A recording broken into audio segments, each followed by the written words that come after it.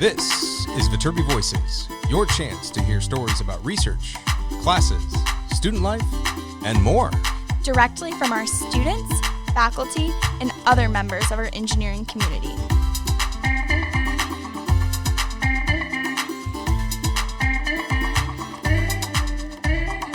All right here at the USC Viterbi School of Engineering.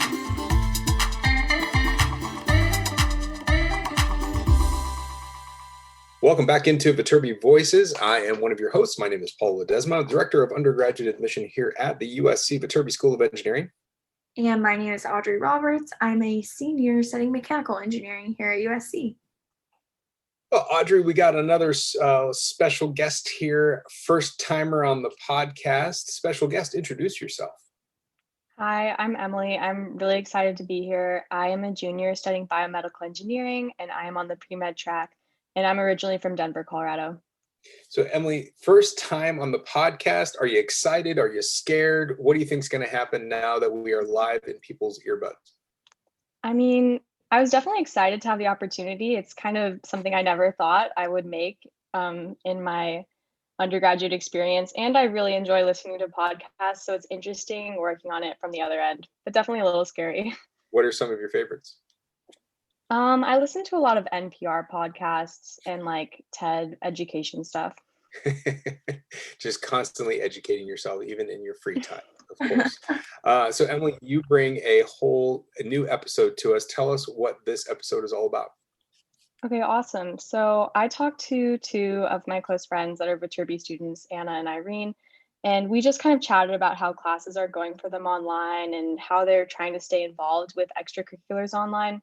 And it was really cool to see how they were able to try new things despite the pandemic and continue to like make new friends and keep up with their old friends as well.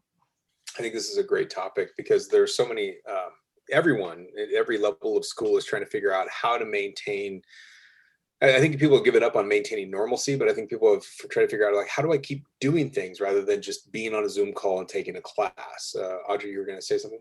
Yeah, I think this is a really important episode because like these are questions I'm wondering too, how do you make friends on Zoom? How do you, stay active in design teams and clubs? So I think, and we haven't really addressed this yet this semester. So I think it's great to have this on the podcast. So I'm excited. Yeah, it was awesome seeing like Anna and Irene had such good advice for like incoming students and for just people applying to colleges, like how to approach this school year. I thought it was super valuable. Very cool. I'm excited to dive into this. So everyone, let's get out of the way and listen to our student check-in all about how to stay involved while you're not there. So here we have Anna, and she's going to talk a little bit about her involvements. Anna, can you introduce yourself? Hi, I'm Anna Rogers. I'm a chemical engineering student. My graduating year is 2022, and I'm from Miami, Florida.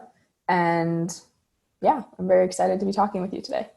Awesome. So where are you Zooming from right now? I'm Zooming in from Los Angeles. I'm a few blocks off campus, and I'm just living in a house in the neighborhood. Yeah, it's good to see like USC students staying like near campus and still like getting the campus vibe. How's your semester going so far? Like, do you feel like online learning suits your learning style, or is it kind of not really your style? I think that there's definitely been pros and cons to online learning. There's definitely a lot more free time in between classes. I get to sort of structure my day a little bit better, and I get to do things that I probably wouldn't have had the opportunity to do in the middle of the day or during lunch and stuff like that, where I'm not sort of racing to and from campus locations. I don't have to be at certain places at certain times, so it opens up opportunities to do different Zoom activities in the middle of the day, etc. But at the same time, it also requires a lot of self-discipline. And there are days where you don't want to wake up because you're like, oh, I can watch the recording of the lecture. And that sort of adds up really quickly. So just making sure you stay on top of all of those things can be a little difficult. Yeah, I've definitely taken a fair share of my 8 a.m. classes in bed, and they definitely don't go quite as well. So a lot of our listeners are incoming freshmen or are in high school right now. Can you like go into how USC classes are working online? Yeah, definitely. So for the most part, it's structured relatively similarly to the way it would be in person. Just instead of going to class you log into a Zoom section with all of the people who are attending that section. The professor will Zoom in, and depending on the style of the class, the professor usually caters the type of learning to the material. So I'm taking a GE where we all sort of follow along on presentations that have been provided to us. And then every once in a while, we'll get a like silent period where we each get to watch a little video that's included, like with discussion and stuff like that. And so it's synchronous, but we have all the material asynchronously. But then I have other classes where the teachers, it's a lot more interactive and it's sort of very visual and a lot of sort of equations and diagrams that need to be presented. And those professors will use like a whiteboard on the screen so we can all follow along, but you can sort of see their little face in the corner and you still get to like get the lecture and the whiteboard immersive bit. And then I even have another professor who physically writes on a whiteboard in the background, because for OChem, it's a lot easier to see like the writing on a physical format as opposed to on an electronic device. So I feel like my teachers have done a really great job of taking their material and adapting it to an online environment that suits the content. But overall, it's relatively similar. You just aren't in person with those people.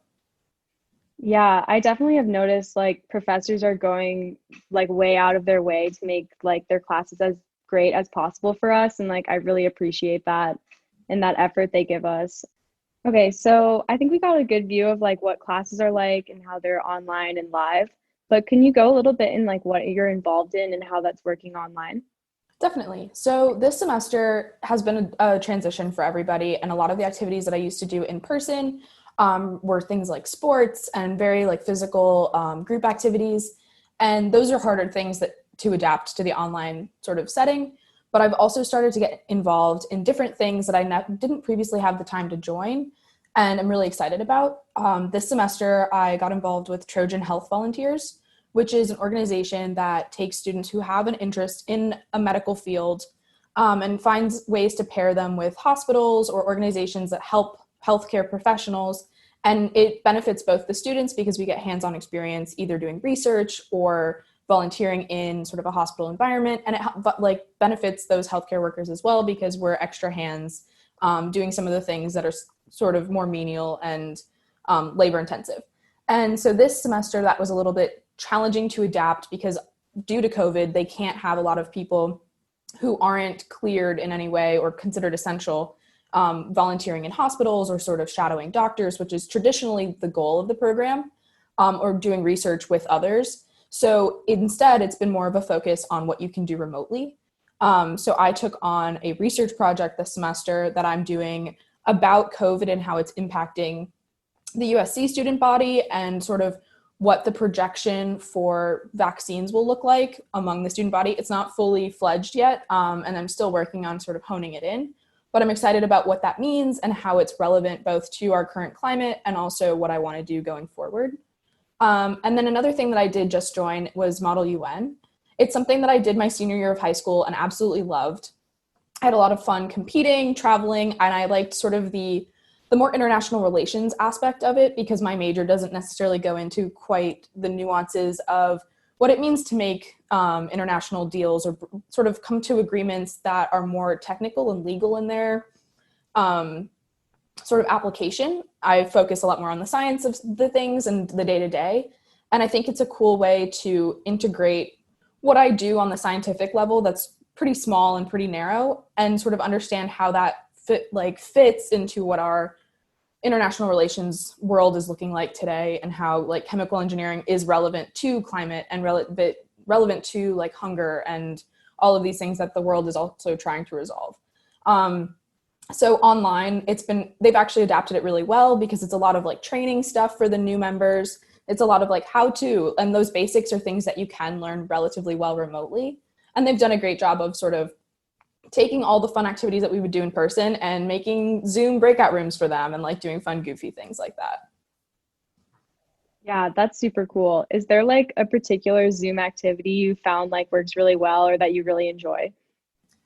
Yeah, they definitely have done a good job of just putting us in random breakout rooms. And they always make sure that there are a few existing members of the club in that breakout room and then just a bunch of random new members.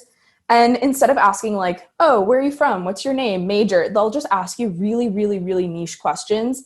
And there's not one that like comes to mind, but those niche questions sort of spur conversation that would otherwise be very awkward Zoom silence.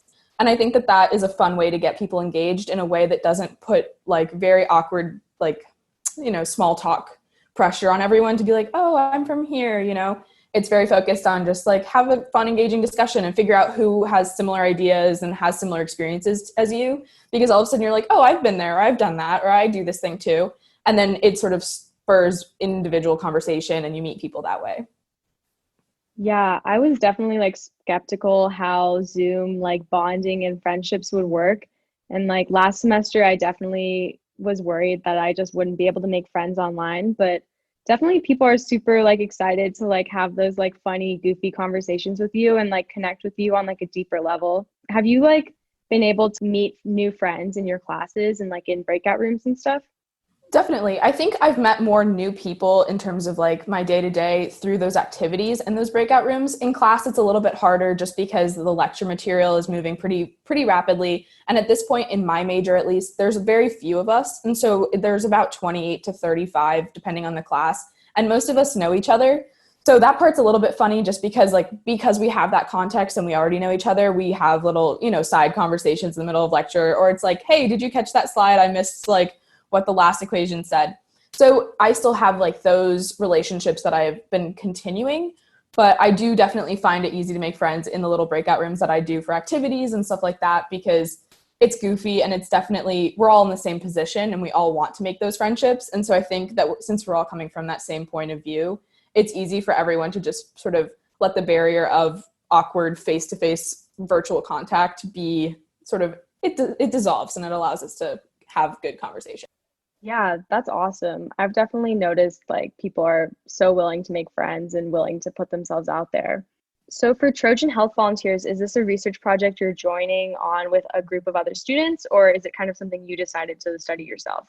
So the research project is something that I proposed myself and had like the directors of the program sort of review and vet a little bit and then suggest certain directions. And that's something that I'm now working on honing in on. It's something that I'm doing by myself. And then I'm hopeful that the results will be something that are beneficial to both like the student body and the university as like a really good meter and projection for what the environment will be like regarding returning to in-person classes. Yeah, that's awesome. Definitely super pertinent to what's going on right now. So I know you just started research with Trojan Health Volunteers, but have you had any prior research experience and have you enjoyed the research process so far? I have not had any previous research experience at USC, but it was something that I was looking to get involved in pre-COVID. And so this opportunity to do it online has been really, really rewarding. I know there are a lot of labs and things that I'd love to be involved in on campus, but because of sort of the very minimum number of people that are allowed to go to in-person labs, a lot of professors were like, we would love to have, more people involved, but because of this, like we have no ability to work around that situation. And suggested looking for alternatives online. So that's how I came across this. And it's definitely something I've been enjoying. It definitely adds to my weekly workload because it's something I have to factor in. But it's also something that is like very stimulating. It's very relevant. And it's something that keeps me thinking about both my impact on the community around me and how I can help and how I can offer sort of whatever tools I have to remedy certain situations. Yeah, that's awesome. And I was wondering if you could go more into Model UN. Like, I personally don't really know anything about Model UN. I don't know if there are any other listeners out there that don't know. So could you give like a basic overview of what it is and like how, like you mentioned competing, like how that would work in the future? Definitely. So Model UN is a simulation of what like the United Nations does, but it's taken sort of from the perspective of different committees. And so we break up, when you go to a conference, the idea is that each room, each committee is discussing a certain topic that is relevant to the current like global political climate. So certain relevant things in the past few years have been like environmental change. So there was definitely one I was a part of on the Paris Peace Accords about, what we do about climate change and the, temperature rising and stuff like that. Other ones are about specific like wars, specific treaties. There are a lot of refugee crises that are discussed, a lot of different, very, very specific political tensions that are brought into conversation. And the idea is sort of to get students our age talking about those issues on a greater scale and having like meaningful discussion. And it definitely puts you in a position, because the United Nations can't resolve anything in and of itself. It's a very difficult thing to work through, because you see all of the intricate pieces of countries having to speak from their perspective. So each person who goes into committee is given the topic at hand, but also assigned a perspective from which they're coming to this discussion. So depending on the type of committee, you could be a person or you could be representing a country. And when you're representing a country or that person, you're supposed to maintain their personal beliefs when you go into making these agreements. So if I'm acting as a country, I could be the United States, or I could be China, or I could be Russia, and I have to maintain like relative consistency with what my country's political beliefs are, and I can't do something that's out of character. So the goal of the committee is to have all of these different representatives of different countries or different people come together and make some resolution regarding the topic that we've been assigned to discuss. And that's typically what would happen in a competition. And in person, that's something that is done in a great big room with lots of people sitting and moving around and discussing and interacting. And the online version is going to be really interesting, because instead we'll just be set into Zoom rooms. And so it'll be an interesting thing to see how we transition from each piece. But at the same time, I think it'll be a great way to sort of limit any of the chaos that would happen in person, because there are oftentimes people are speaking over each other, or sometimes it's a little bit hard to get control of a room that's really large. And so with the Zoom like mute function and the very specified like, okay, this person is now speaking, it's probably going to facilitate some aspects of the conversation. Granted, we won't be able to like work in person on things and share specific documents, but a lot of that is accessible online as well. So it's something I'm really excited to see how we adapt to online, but at the same time, something that's really, really fun to do and really like stimulating and engaging. That's super cool. Are there like other engineering students involved too, or would you say it's mostly like political majors? It's something that has a lot of intersection across majors. I would say that a lot of people who are in international relations or something very politically oriented are geared towards. It's just something that is probably very in line with the things that they want to do going forward. I'm sure a lot of them would consider working for the UN or would consider working for nonprofits with global like reach. But at the same time, it doesn't end there. There are other engineers involved. And I think it illustrates a great like perspective on how like Model UN doesn't require you to have extreme proficiency in any like world events other than the one that you're competing in. And while it's great to have some backup sort of arsenal to bring out when you're having those discussions, as long as you do your research beforehand, you are going to be well equipped to have those conversations. And I think that that's been exciting for me, because it's something that I like to engage myself in. I like to know what's going on in the world, but sometimes because that's not what I'm studying, it's really easy to lose track of like some of the more nuanced things that are going on. And so it sort of forces me to be engaged, forces me to do my own research. And then it's also something that I get to learn from others on. You know, all of these people have a lot more experience in those fields, and I get to sit there and listen to the things that they have to say and be like, wow, I never thought of it from that perspective, because I only see it on like the microscopic level, but I can also see why, you know, this is important on a greater scale. And that's been really cool. Yeah, I definitely like totally agree with that. And a lot of people think that an engineering like education at USC is just purely like math and science classes and not really like the intersection with other majors and other like conversations. And I think USC does a great job of like making us like have those difficult conversations, because being an engineer is a lot more than just being good at your math. And I've noticed it in my philosophy class as well, because we're talking about animal ethics and animal testing, and like coming from a biological like background doing research, like I understand the importance of research, but also understand like the ethical side of it too as well from my GEs. So it's great having that balance. Definitely. And also seeing things like I'm in an arts GE right now, and it's about Broadway musicals and sort of diversity on the American stage. And that's really cool to have a conversation with people who are like much more art focused. So I get to have that interaction on a day-to-day basis where I'm seeing things from a very, very different perspective, because it's not something I would typically engage with on like a very deep level. And so having those conversations and being able to sort of say, well, I've seen, you know, these diversity issues in a different way pan out in a different setting. And it's really interesting to see sort of the parallels and the like compare and contrast what we're discussing on like the Broadway stage and how those things are really relevant to or have been sort of just like taken apart in my current existence and my current life in a very more like technical field as opposed to something that is more dramatic and artistic. And I think those things are also what make it more exciting to be an engineer, because I get to see where I fit into like the puzzle of the rest of the world. And I think that makes what I do much more exciting, because at first sometimes it's like it gets really math heavy and it's requires a lot of, I'm just going to do this math equation and it's very small and it's very hard to like extrapolate to greater things. But also one thing I've like grown to appreciate is my upper division classes are really, really cool and really, really applicable. And so to anybody who's just coming in and starting, some of the general education classes and some of the things that you have to get through to get into those really cool major specific classes are going to be a bit of a grind. And like, yes, you have to do calculus and yes, you have to do physics.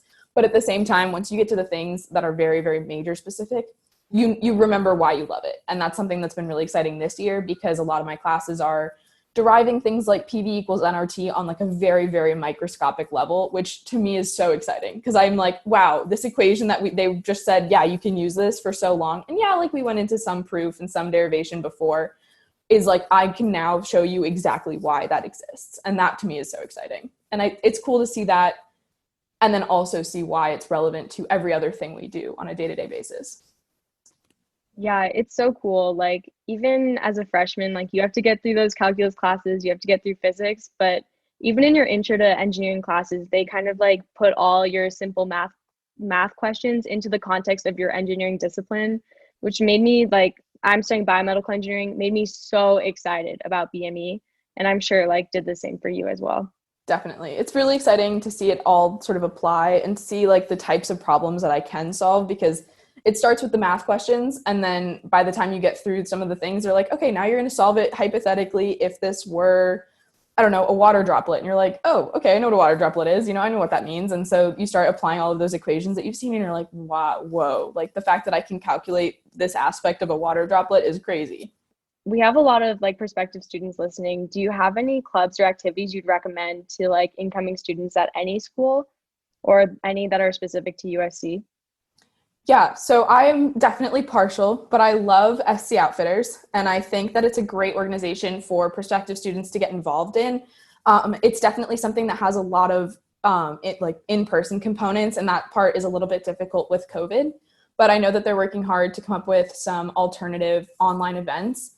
It's just a great club that gets everybody outside or is focused on getting people outside, and right now they're working to cultivate a lot of resources, allowing people to find outdoor hikes and trips in their own environments, in their own neighborhoods, even if we're remote, coming up with ways to teach people how to do the basics for outdoor, climbing and living and hiking and all of that, and just sort of providing how-to videos to make it more accessible to everybody. And then also just trying to foster that appreciation for the environment. And I think there's a great community behind that loves what we do as students, but also how we focus that into our natural environment. And I think that kind of community is great for anyone incoming, and that kind of focus on something that isn't exactly academic can be helpful, and that can be stress relieving, and it can be therapeutic. Yeah, that's awesome. I'm also an SC Outfitters guide, so I'm a little partial. I would definitely recommend SC Outfitters as well. I just feel like it's a great way for people that even don't know anything about the outdoors to learn about what is all around us in California.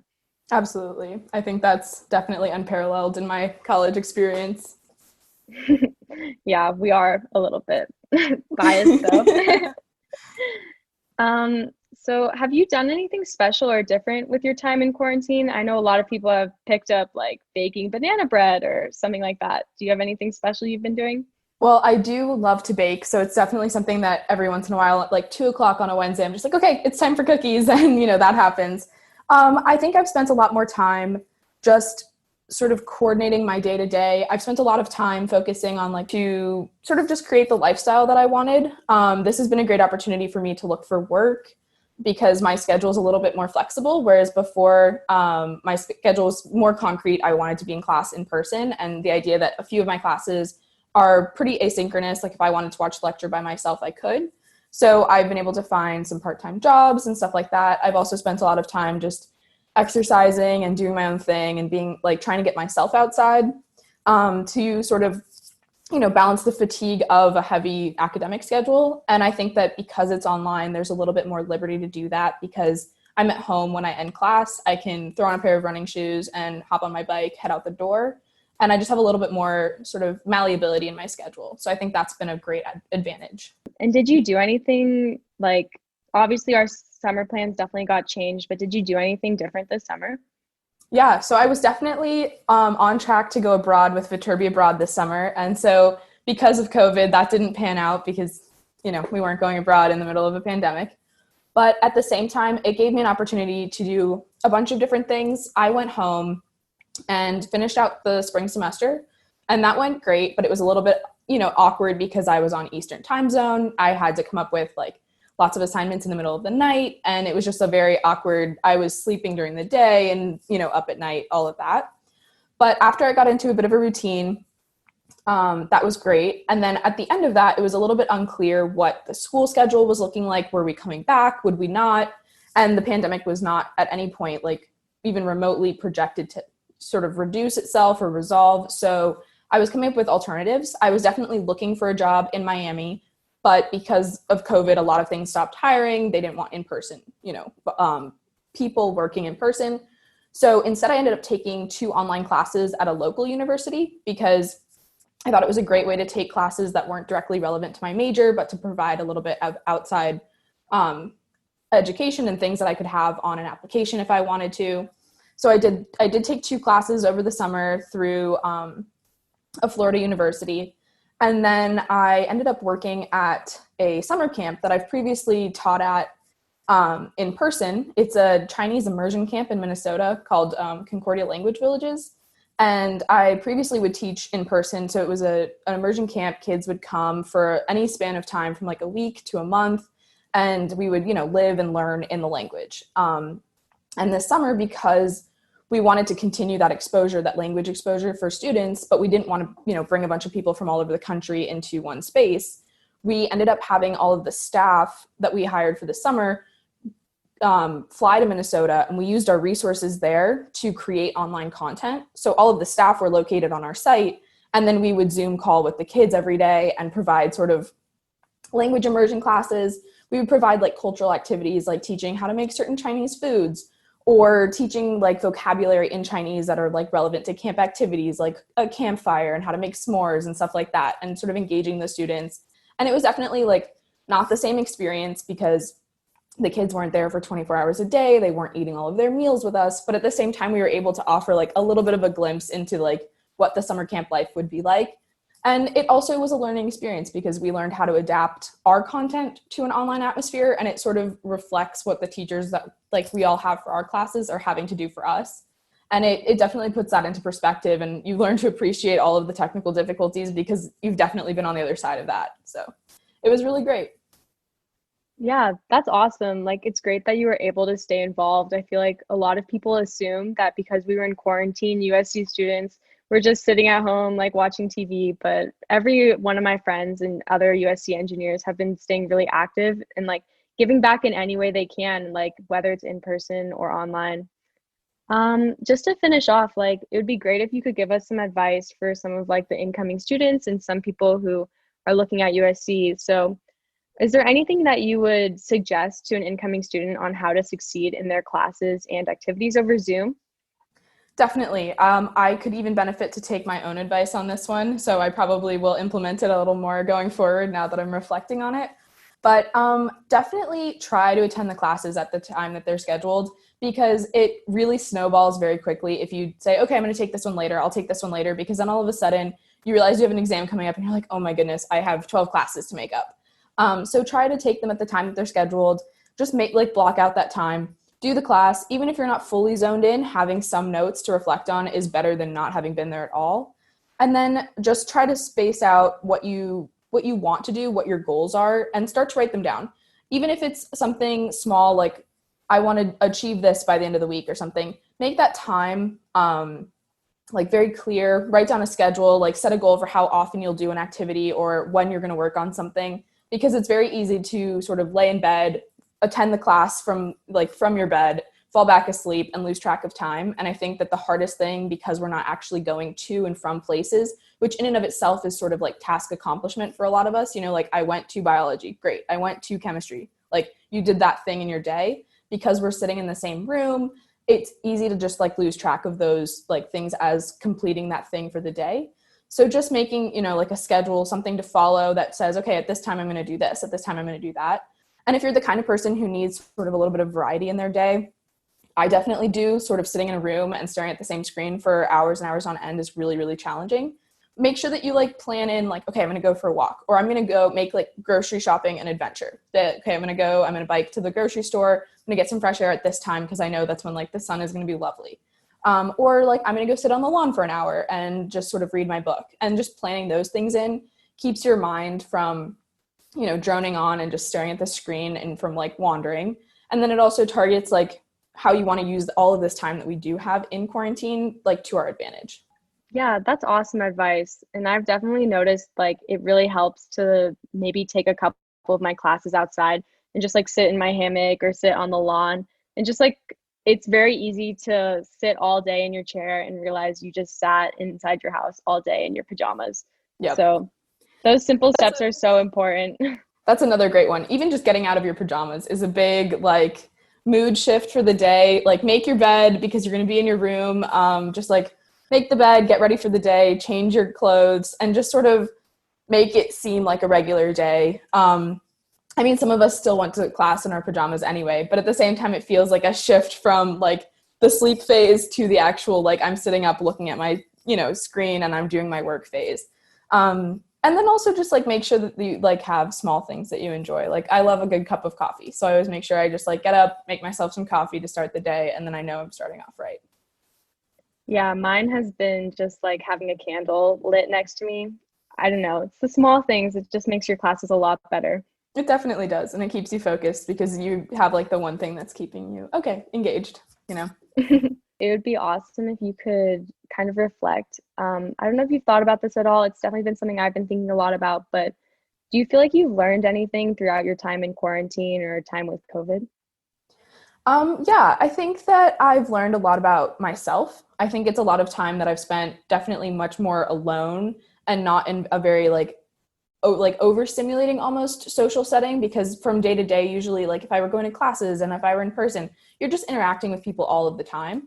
And so I think I've learned a lot about what I need and what I like want in my day-to-day life. And I think that's been a really great way to sort of reset. And in a lot of ways that like clubs are finding new ways to adapt and like classes are finding new ways to adapt, it's been a great time to sort of sit and reset on myself and figure out like, okay, what are the things that I want to focus on? What are things that I can do to improve like for my lifestyle, who I am and like how I operate. And I think that that's been really great because it's a lot of time for self-reflection and a lot of time to just like foster the relationships that you do have and like to work on figuring out what you want going forward. And at times it can be like heavy, you know, you can be sitting there and thinking a lot about the state of our world and all of those things. But at the same time, there's a lot of like smaller things that we can achieve like day by day. And I've been really grateful to have time to sort of sit there and reflect on that. Yeah, it's awesome. And I definitely feel like my time in quarantine has like taught me new tips and tricks that I hope to bring forward, like even when quarantine ends and when we can start like interacting in person. Yeah, absolutely. Yeah. Well, thank you so much for coming. It was great talking to you. Yeah, hopefully we'll see you again soon. Definitely. I'm excited. Thank you. Now we're here with Irene Lee, one of my good friends. Could you just give a brief introduction? Yeah, so hi everyone. My name is Irene Lee. I'm a junior here, like Emily, and I'm also studying biomedical engineering with a molecular cellular emphasis, and then also on the pre-med track, but that is up in the air whether that's going to happen. I was just wondering, like, we're mid-semester, how are midterms kind of going for you, and like, how have you adjusted to the online midterm format? Yeah, it's been very interesting, I would say, but luckily I've gotten through the thick of it. I think for some classes, honestly, the online midterm has made it less stressful with being able to use like open notes and all. And I think the professors have done like a pretty good job of like moving things to the online format and keeping things less stressful for us as possible. So I think it's been okay, just chugging through. Yeah, I feel like that's the only way to get through midterms. How do the tests work online? Are they proctored or kind of like, I've heard some people get like 24 hours to do their exam. How have yours been structured? Yeah, I know some people have been having to use like a lockdown browser, but like luckily for me, most of my professors will just have like the test open during like the class time. We just open a Zoom call, make sure we have our cameras on, and then we'll just like do the test within that time, and we'll have like cheat sheets we can use. I had one where the test was just open for like 3 days, and then we just had a set amount of time to do it within those 3 days. And then, of course, like for some papers too, um, or for some classes, it was just like a paper. So we had just a couple days to do that. So it kind of changes from class to class and kind of like how your professor wants to do things. But I think all of them are like very manageable. Yeah. Do you feel like this online semester kind of plays to your strengths or has it kind of challenged you in any way? Mm, I don't know if it necessarily like plays to my strengths, but I think it's definitely made me like more comfortable, especially because like last semester, I took organic chemistry and I took part of that class like in an online format. And I know that the class was definitely easier once it was moved online compared to an in-person format. So I think like that kind of plays a role. But then also I know that some professors have like increased the difficulty of their exams knowing that they are open note. So it kind of like changes from class to class. Yeah. Do you have any like online school life hacks or like essential things you swear by this semester? I think it's pretty important, at least for me. And if you're in a time zone where you can do that, since I am in California, I'm in the same time zone as like when the classes are being aired, I guess. I think for me, I've always been really trying to stay on top of like going to class at like the set times instead of watching things like asynchronously, because like once you fall behind, I feel like you can really dig yourself into a hole of trying to like rewatch lectures. So that's definitely something I've been trying to do, even though this past week I definitely skipped one of them and still have not rewatched the lecture. Yeah, I think I'm like 3 lectures behind in physics right now, so we're catching up slowly. Yeah. Like kind of shifting now, like outside of academics, I was wondering if you could go into what else you're involved in and how these are like kind of functioning with the online semester. Yeah, I can like briefly talk about what I'm involved in. So one of my main extracurriculars is volunteering with this club on campus called Troy Camp. Troy Camp is a club where we work with kids in the local LA area from like elementary school to high school. You can choose whatever age you want to work with. And we kind of like focus on like fostering long-term mentorship and like being friends with these kids. I'm also involved in a research lab on campus with my PI, Dr. Ku Shen, which has been really interesting because we haven't been able to go into the lab, but just briefly, the lab kind of uses like engineering approaches to model like cancer and like the stem cell niche, and tries to create like platforms to model these systems. And then also I'm involved in 3D4E, which is a 3D printing club, and more specifically on this team called Freehand, where we 3D print prosthetics for kids with hand differences for free. Cool. Kind of going back to Troy Camp. Troy Camp, like I know is one of like the oldest like clubs on campus. How do you feel like the traditions are being upheld like online and have they kind of translated at all? Yeah, for sure. So Troy Camp, like you said, it was founded like in 1948 and it was originally first like this week-long summer camp, and since then it has like still had that but expanded into like more programming throughout the year. But unfortunately, like this past summer we were unable to take these 200 kids to camp. And so we have like every year we have like these new crop of kids who go to camp, and like this year was like the first year since 1948 where there wasn't like a crop of kids who went to camp. So we still have those like 200 kids participating in an online form of programming, but it's definitely been different because they haven't gotten the same experience that like these kids have been getting for like decades.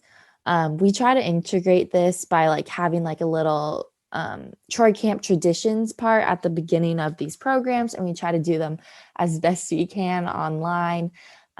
So we like introduce some more camp characters. We'll try to do some different songs, which is really interesting to do over Zoom.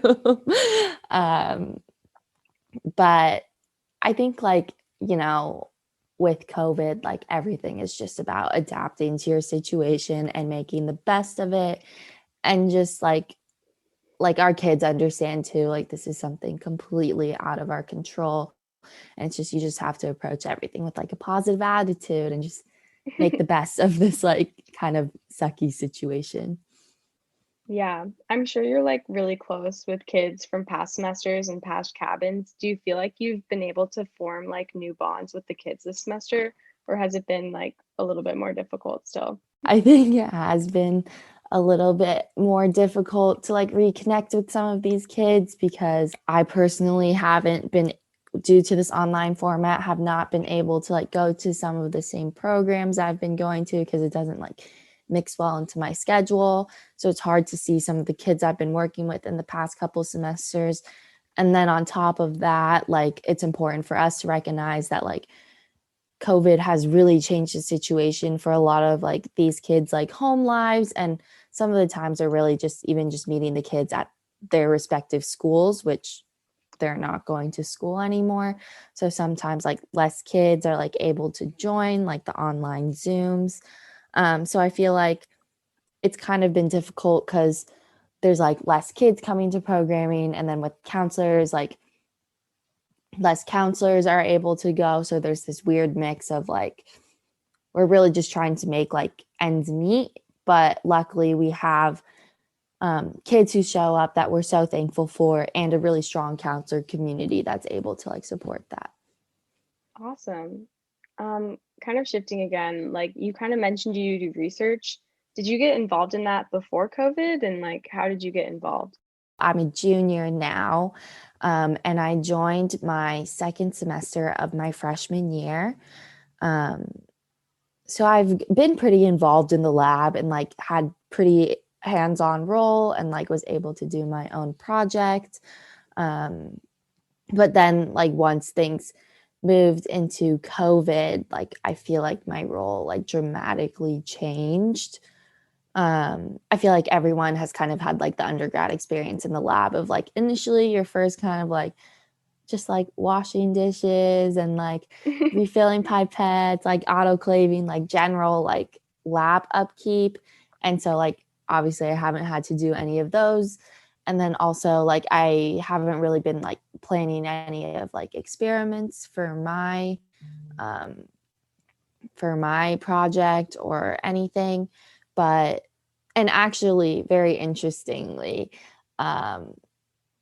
my grad student that I work under, he actually went back to China in December to go propose to his girlfriend, and then literally couldn't come back like early this year because of COVID.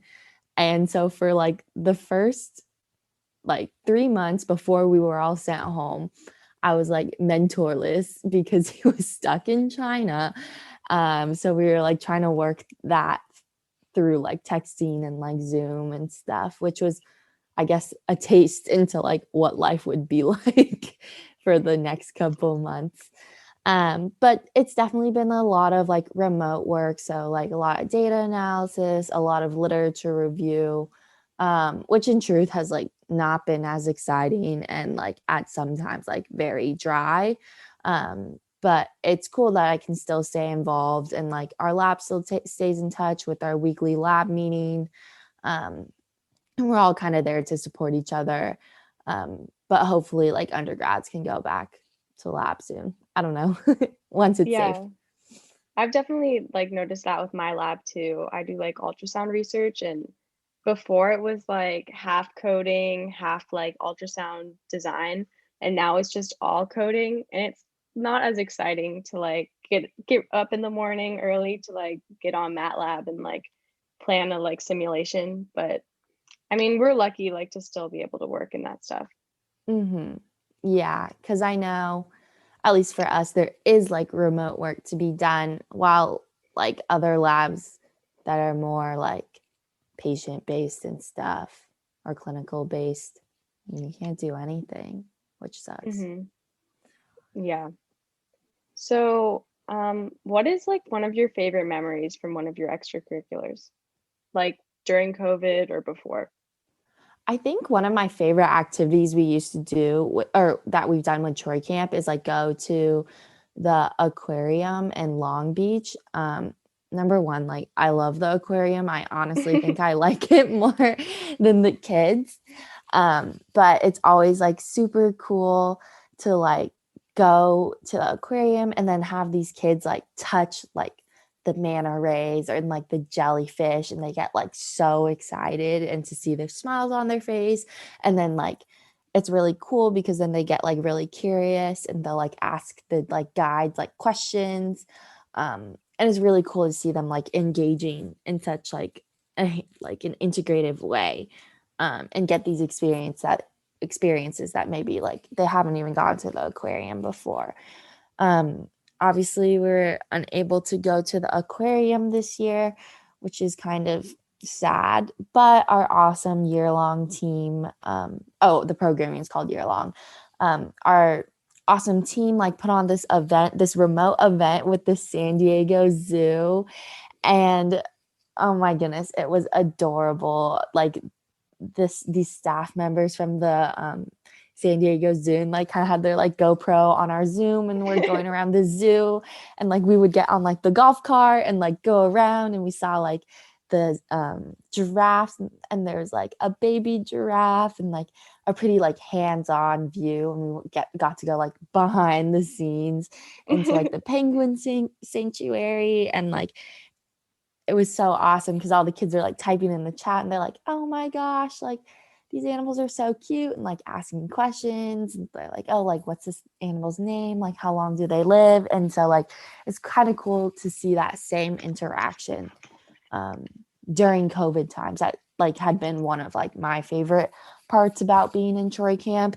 Kind of translate like pretty well, or as well as it can, like to an online format. Yeah, that sounds like super engaging for the kids and stuff. And like, I feel like those younger kids are like so used to like online and like computers and stuff that they can adapt really well to this like change.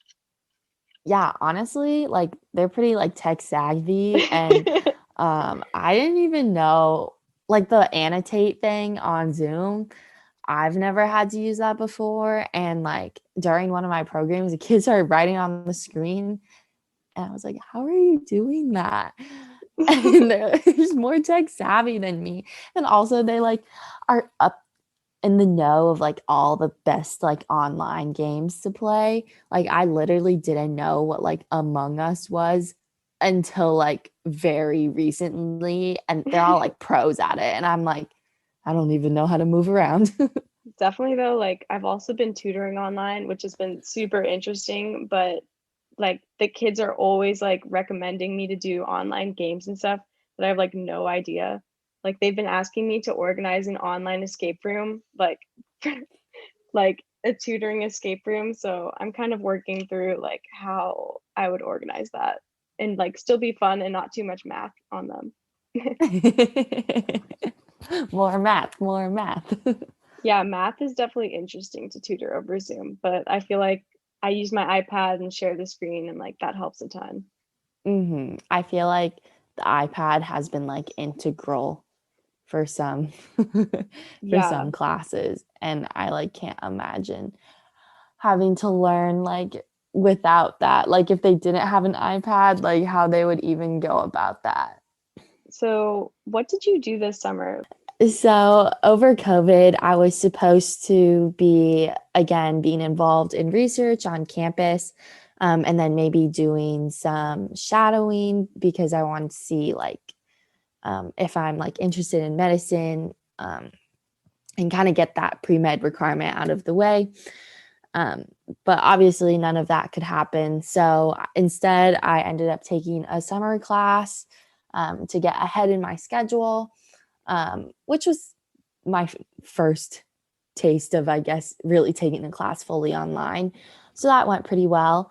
But outside of that, I got pretty involved with one of my really close friends, social impact like fundraisers. She was doing a bunch of like crafts to sell, and all the profits going towards different foundations, especially once like the Black Lives Matters like movement started like going to those kinds of organizations. So I was making a bunch of different crafts and then selling those, and I know like the page as a whole was like able to donate over like $15,000 over the course of the summer, which was like super awesome. um and like with that, like I had been like painting a lot. I was making these little like tassel earrings, and then I also like picked up knitting during quarantine. So I feel like I definitely went like the crafter route and not like the, yeah, let's get fit. I feel like I went through a short phase of like let's get fit, but then that shortly got dropped, and then not as much as like a cooking baking phase. Yeah, I definitely like think everyone went through a short like let's get fit phase for like 2 weeks, and then it kind of shifted to like let's make banana bread. Yeah.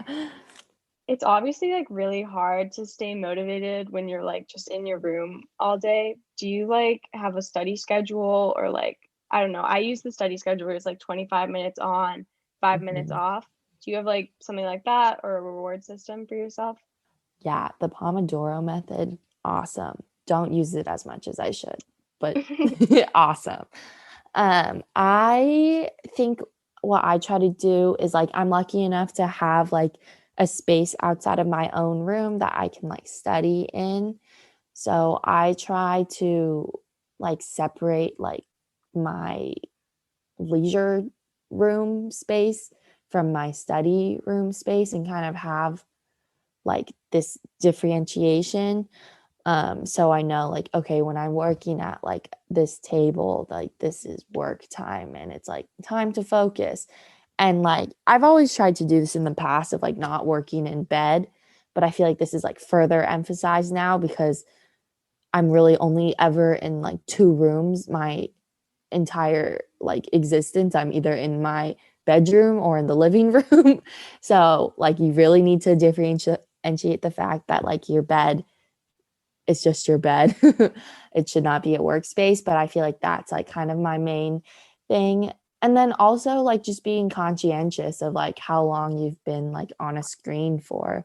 Um, I think it can definitely be like Zoom fatigue is really real, and like staring at a screen all day is like not great. Like my notification for screen time just came on. It said I'd like go on my computer for like 10 hours every day, and like that's on top of like how long I'm like on my phone and how long I'm on my iPad. And like I feel like at that point you're adding up to like 13 14 hours a day, which is not great. And so like just recognizing the fact that sometimes you do just need to like stop everything, chill out for 20 minutes and then like go back. And I think like go back to work, and I feel like you can honestly be more productive at that point.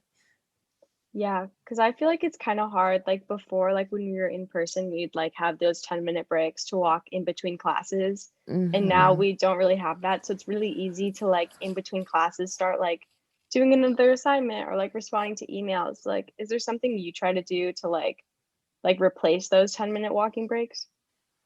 Okay, so with these 10-minute breaks, I have definitely just been using that time to like go grab a snack from the kitchen or try to whip up something really quickly. So I know I have a set like system in place where on like Tuesday, Thursday, in between when my two classes end, I'll go make myself like eggs in the morning, like really quickly to eat for like my next class. And so I guess like that has been pretty different about being in the online format. Like I have been cooking a lot more than I normally would have because I feel like I have more time for it. And then two, like I've been eating a lot more in class because I'll make my food and then we'll just have it next to me during class. Yeah, I definitely like, I appreciate that eating during class is less like bad now with COVID. So you can like mute yourself because sometimes like I just bring like carrots or like celery to class and then like in person you're just like really chomping the whole time. But for this, it's like you mute yourself and be as loud as you want with your eating. And that kind of like reminds me of like labs, because I know like in our labs like on campus we can't bring food in. Like, are you still doing labs online, or like can you bring food into the lab? Like, how has that worked? I don't really have any like labs this semester except for one class where they kind of like sent us a kit. It's for our electrical engineering class.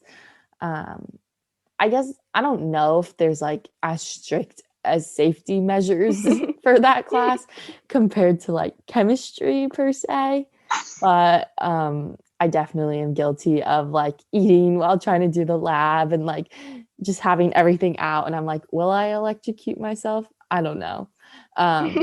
We won't because our professor, we're not working with high enough voltage for anything to happen, but I feel like definitely like sometimes I'm like, is this safe? Like the battery's getting really hot. Like, I don't know. Yeah, do you feel like that like freedom to work on the lab on your own has kind of like helped you understand it better, or has it just been like more confusing? I feel like maybe for some people it has been helpful to like be able to do it on their own, but I know personally for me, I'm someone who like definitely likes to ask for help during labs. And like for the circuits class, like it's on a breadboard.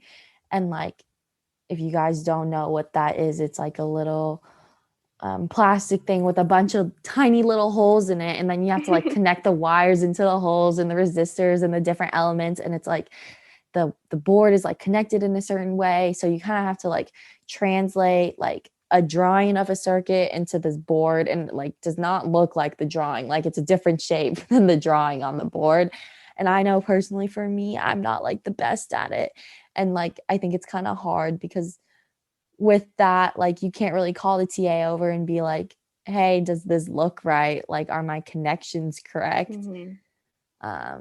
So I think like that has been like kind of challenging for me. And I think I've definitely been spending more time on the labs than I think I would have normally like in an online environment. Yeah, that totally makes sense. Kind of wrapping up, I also asked Anna this question and wanted to ask you as well, because I think it's really important to like how our quarantine life has been going. Like, what is one thing you think that like life during COVID has taught you? I think like one of the main things like that has really like stuck out to me with COVID and something like I've really learned is that like everyone adjusts to like different situations differently. Everyone has like more things going on than you would maybe think. And like it's really important just to be understanding and empathetic to everybody's situations.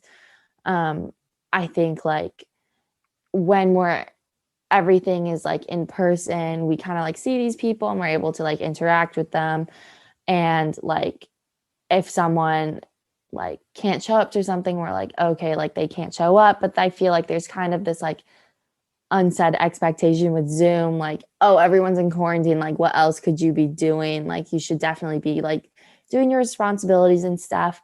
But I think like through a lot of like my different like clubs, even like I just noticed like sometimes like people just can't come to things, and sometimes like people just can't get things done on time, and you really just need to be like more understanding, more empathetic to everybody's situations, because we're all going through this really really tough time, and like we're in a freaking pandemic. Like I don't feel like that many people can say they've been through one like in history. And so like everyone is going through such a different situation now. And I think we all just need to remember that even though like this kind of life has been normalized, like it's not normal. And we just all kind of need to understand that and like really be there for each other. Yeah, I think that's awesome advice, and like definitely something I feel like I've overlooked a lot. I mean, it's easy to be like, oh, like this person was supposed to turn this in and like they're online. Like, come on, they should have been able to get it done. But like a lot of people have been expressing that their lives have just gotten busier with COVID. And like, I definitely feel like mine has too. So thank you so For much. sure. Yeah, of course. Well, thank you so much for coming. Hopefully we can see you again soon. I hope you have a great rest of your day. Yeah, you too. Thanks, Emily. All right, and we're back. Thanks so much, Emily, for that episode. Yeah, thank you. What do you think was your biggest takeaway from this talk? I think one of my biggest takeaways is that you can still be super involved and still like maintain those connections with people that you've met in the past and also new people. A lot of people think like if you're on Zoom, you're just kind of isolated in your room and you're not really interacting with the outside world. But it's kind of shown like through Anna and Irene's experiences that they are able to maintain those connections with teachers and friends all through Zoom. You know, it's like every news broadcast or like the special interest stories these days on like morning news or like weekend stuff is always about like, you know, how to do this in a virtual environment, like how to stay in shape or like how to maintain your social connections. And like, it's always the same stuff, right? Which is like, have a virtual game night, have whatever. Like, I think people are like, okay, we've done all that. Audrey, do you have any tips for people from your own life as to how you've kind of maintain some sort of level of contact with people? Yeah, I think one thing that's super important is just like checking in with people. You know, you don't get those interactions where you see someone walking to class and can say hi and catch up for a couple minutes. So I think it's really important to send a text or, you know, email, whatever to people just to check in, see how they're doing. So that's something that I've been trying to prioritize. And then in terms of like, you know, what else can you do over Zoom than a game night? This is like super lame, but I feel like I've like studied with my friends over Zoom, and I think it's fun. It's not quite like we said, oh my gosh, the other day we were a couple of my friends, we were studying, we were like, we miss Sal. We never thought we would say it. This is like a computer science building at USC, but they have all the like computer lab that everybody loves to hate because you spend so much time in there. We're like, oh my God, I don't want to spend another night in Sal. And now you guys saying, oh, I miss Sal. Yeah. I was like, I never thought these words would come out of my mouth, but I miss it. So that is hilarious. We should write down all these things so we remember like things to be thankful for. Yeah. All night sessions in Sal. yeah, exactly. And yeah. So that, yeah. Gotta create your virtual Sal. It's not quite the same though. It doesn't have it, but quick change of topic real quick. Mostly for Audrey, but Emily, you should know as well. New superfan alert on the podcast. New superfan alert. If you're listening, Mahir, this is a shout out to Mahir out there. Mahir recently emailed us with a lot of questions, and I loved it. But basically, it was a long story short, got forwarded to me, and I responded, and the answer was, OMG, OMG, OMG. That was like the beginning of it. I've been listening to Viterbi Voices for every episode. I listen every week, and I can't believe, you know, you're answering my email. So big super fan of the podcast. Mahir, if you're listening, we are talking directly to you right now in your ear holes. So thanks for listening, Mahir, and all other 9 of our listeners. We really appreciate you listening to us on the podcast week to week. We hope you're bringing you a certain sense of comfort in knowing about the program and connecting with us, even though we're not able to physically connect. Any other news from you two as far as things we want to discuss before we close it out of here? No? Yeah, not much from me. No. Same old, same old. Well, best of luck to you guys as you're rounding out the latter half of your semester. What, you only got 3 weeks left? Yeah. That is weird. Yeah, it's very strange. So fast. 3 weeks left, ending the semester before Thanksgiving, correct? Mm-hmm. Yeah, so for all of our audience members, you should know that our students are on a different academic calendar because of this. They'll be wrapping up their semester before Thanksgiving. We'll have an extended, that's an awesome kind of 6-week winter break though, right? You're excited about that? Not coming back till January 15th? Yeah, I'm so excited. I'm just going to be skiing a lot. And I don't know. I know Audrey's also from Colorado, so maybe she'll be skiing too. Yeah. Are mountains going to be open? Like, I haven't like checked into this. I'm assuming they are, but I don't know. I think they are, but I'm also taking like a backcountry skiing course, so I would be able to go out on my own. Got it. Yeah, it's a little interesting how, at least from what I know, how Vail Resorts is doing it is you can you have to basically reserve the day you're going to go skiing. Yeah, to limit the population on the mountain. Yeah. Emily, where do you ski? I kind of ski all over, but especially like Winter Park and Steamboat. Okay, cool, good stuff. Well, yeah, 6 weeks of break. That'll be awesome. I'm really looking forward to you all enjoying that time. And maybe we'll just stop here because I think we've been talking too long. But thanks so much for listening, everybody. I really appreciate it, and hope you all out there are staying safe and staying healthy. We'll see you next week.